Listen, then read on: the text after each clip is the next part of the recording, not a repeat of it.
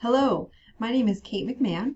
We're going to talk for a few minutes here about a wonderful resource called What's the Rhyme? Sorting Houses. This resource is one of the ones we've selected to support some of the key standards important for a child transitioning out of their pre-kindergarten classroom into their kindergarten classroom, and for some of those skills that they'll continue then to develop as they go. So the standards that this tool is specifically designed to help support shows age-appropriate phonological awareness, in particular recognizing rhymes. Rhyming is hugely important. Nursery rhymes are not just silly little songs we sing with kids. Nursery rhymes are really important because they help start the foundation of rhyming. Rhyming helps children understand the sounds within words, to identify similarities in those sounds, and so many other things that really set the foundation. Phonological awareness, rhyming being a key skill in there, really sets the foundation for important later literacy skills. So first and foremost, talk about rhymes with your kid all the time. Read nursery rhymes, listen to songs that have rhymes. So take some time with that. That's really important. But this resource here looks like this. So if you've received this is what we're talking about today. What's the Rhyme? Sorting Houses. And I'm going to give you a few tips and tricks on how to use this resource. When you open this up, you'll see several little houses. You'll also see a bag full of cards. The cards have on them a picture and then a word. So for example, we have the picture of a rat and then we have the word rat. We have 4 cards, 4 rhyming words for every base or every house. So this, for example, is to collect cards that rhyme with ring. So for example, we have sing. Sing rhymes with ring, and the child would be able to put that into the house. Now, for you, the adult, we have a cheat sheet on the back of the house. The words that we have are king, sing, string, swing, and wing. Those are all cards available that align with this house. So rhymes with ring. Now you can open this up to collect the cards. So a couple tips that I'm going to give you here to use this are, first of all, I would not recommend dumping all of these cards out on the table and taking all of the houses out. That will be way too much and overwhelming.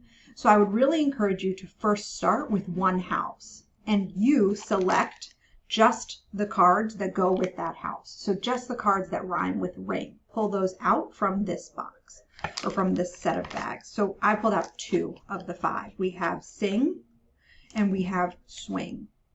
Now I would talk with my child, what rhymes with ring? Here's a couple examples. We have sing and we have swing. So I'm going to put those in here. Now I'm going to add in a couple more. So now you're going to use some kind of decoys, some words that you know don't actually rhyme with ring. So we might choose rat and we might add in flat. And then we're going to say flat. Does that rhyme with ring? Ring, flat. That doesn't sound quite the same as ring and sing. Both of those end with ing. Flat doesn't belong in this house. We're not going to put it in. But we'll put in swing and we'll put in sing. Those words rhyme with ring. They end in the sound ing. So you can do that with just one house. Then you could add in the second house. So we can add in hat, words that rhyme with hat.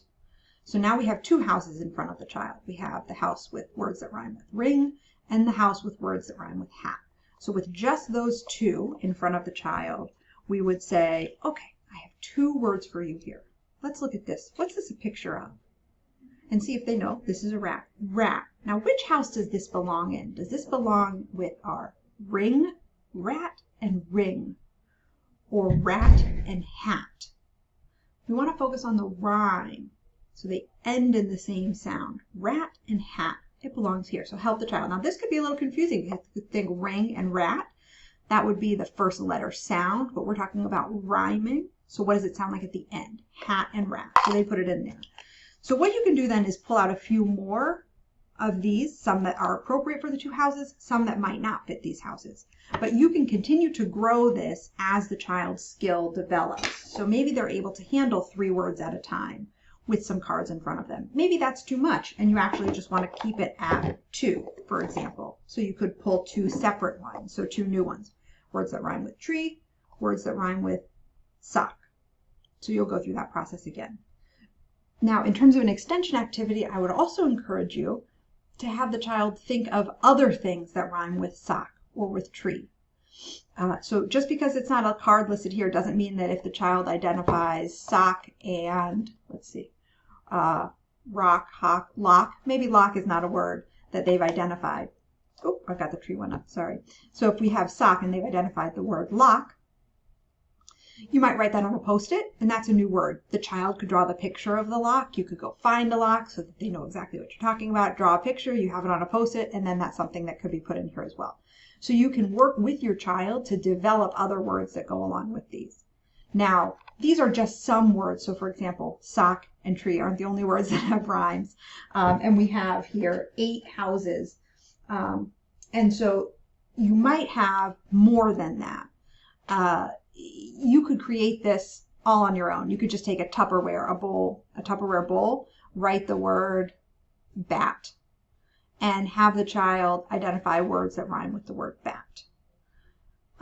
You can go about this in many different ways, but the important thing is to scaffold it. Don't overwhelm the child with too many rhyming sets. Start small, build as they can, and make sure to focus on rhyming in particular. Rhyming is a hugely important skill. All right, we hope that this helps. Thanks so much.